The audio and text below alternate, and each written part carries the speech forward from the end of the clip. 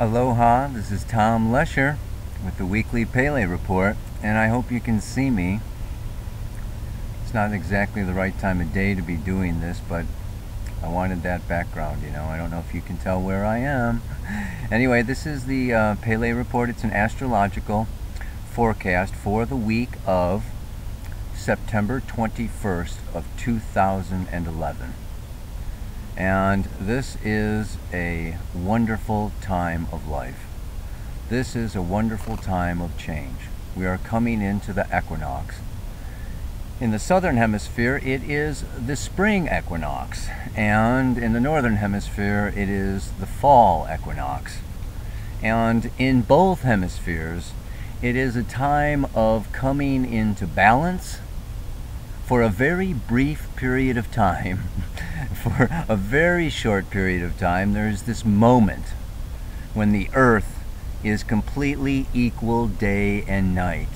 It's a very special time. It's around 4 o'clock on the 23rd on Friday, Pacific Daylight Time, up in the northern hemisphere. But let's look at some of the other aspects that are going on, because there's a lot to talk about with this, and I'm actually going into the outback for 10 days, and I don't know if I'm going to do a report next week. So this kind of a report is really for the next couple of weeks, if you don't hear from me. And the energy that is going on right now is definitely intense, and it's building through this weekend.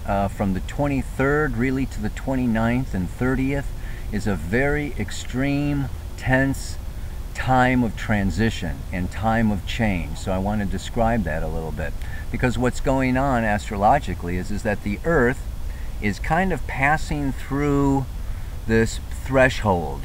On the one side is the sun and Mercury, which is in the sign, moving into the sign of Libra. And on the other side is Uranus. Yes, Uranus, the planet of change and transition. And then we're headed straight up towards Pluto. It's up above, yes. And so we're creating this tent, triangle, pyramid, however you want to look at it. It's a great opportunity for transcending the polarity, the duality of this egoic existence, of this time-space dimension. And this is what the balancing of the scales of Libra is really all about.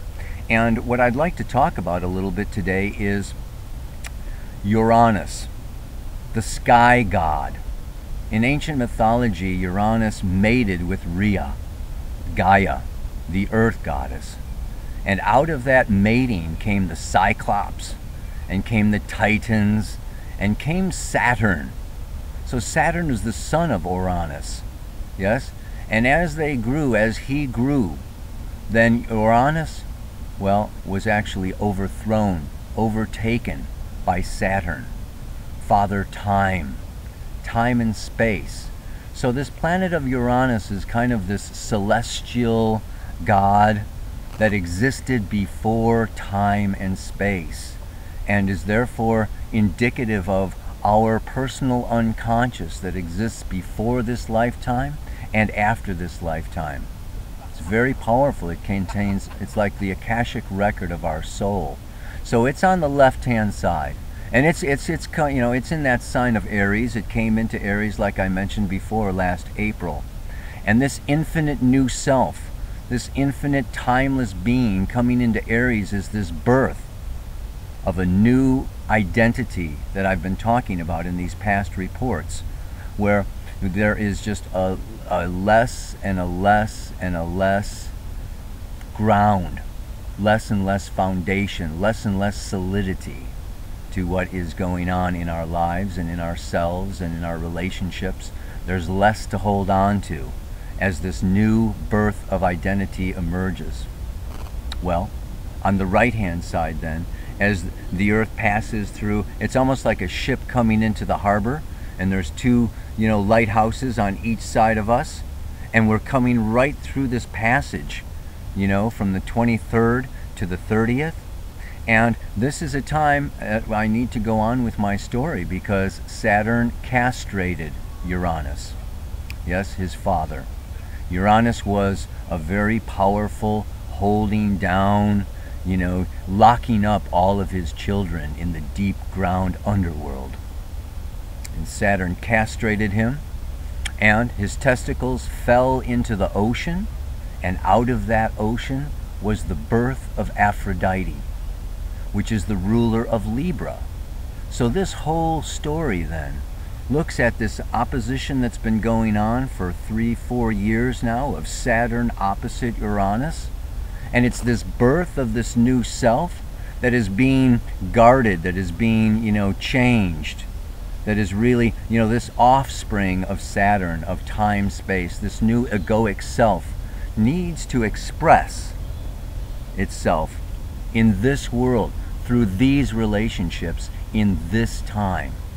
And so, like I said last week, Mars is moving into Leo, and it's going to be squaring Jupiter within the next couple of weeks. It is right now.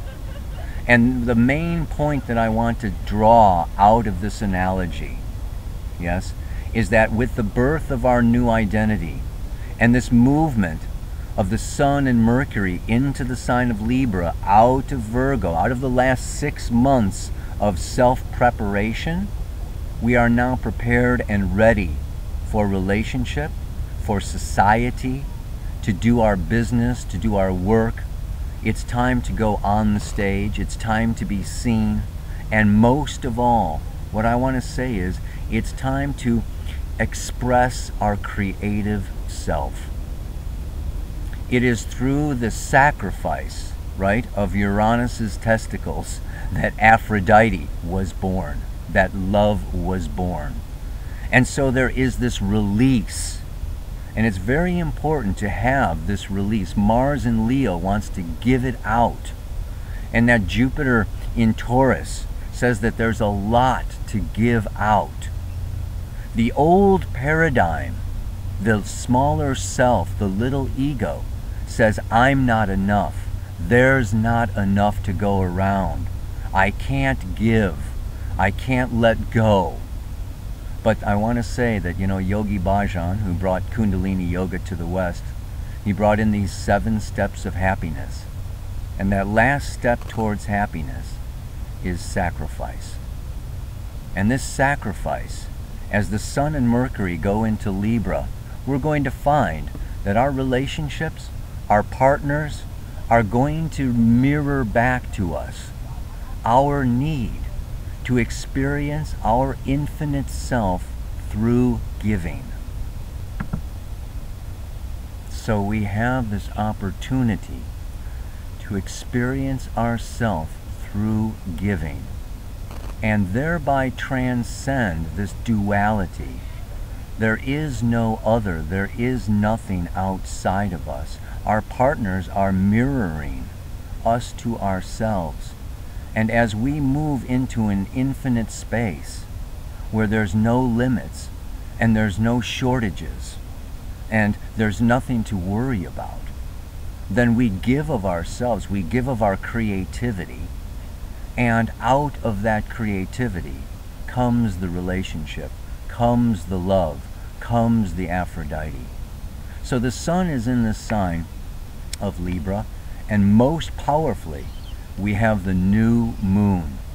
Yes, the new moon is happening next week on Monday, and there is this opportunity, yes, as this new moon comes for new partnership, for a new way of dealing with partnership if you are in an existing partnership, and for a new way of approaching the external world. Not so much in the means of or the need to conquer or the need to master or the need to control, so much as the need to offer and to support and to uphold the other. So it's really powerful. It's a really great time.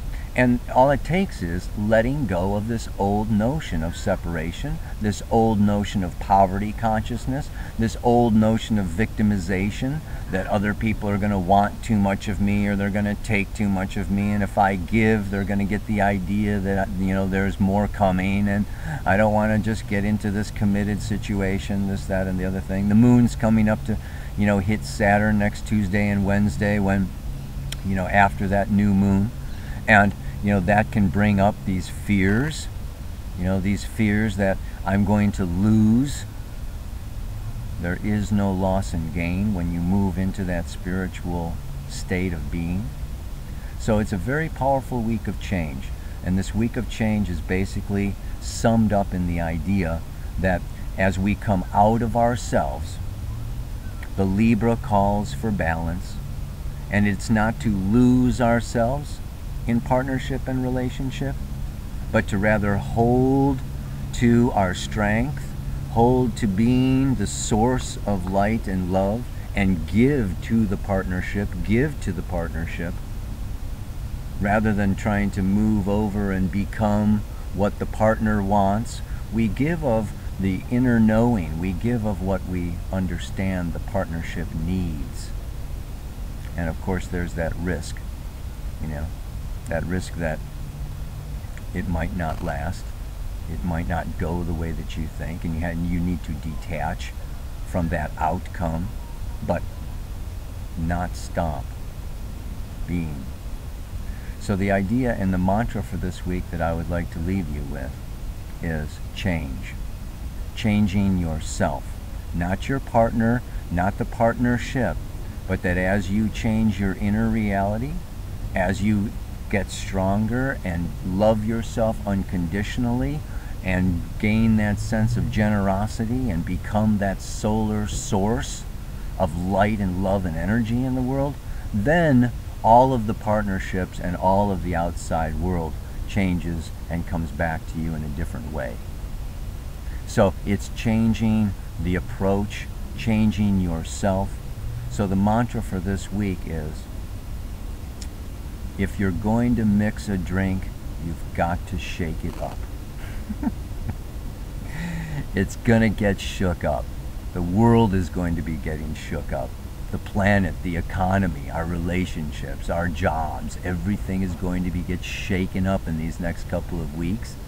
And it's all mixing a fresh new drink. Or if you don't like mixed drinks, maybe you're making a cake, yeah, or some cookies. And in order to make your cake or your cookies, you've got to stir it up, yeah. But one way or the other, a fine elixir requires the shifting, the changing, and the stir it up. So stir it up for these next couple of weeks. I look forward to speaking with you again when I get back from the outback. And namaste, aloha, stay well, and farewell.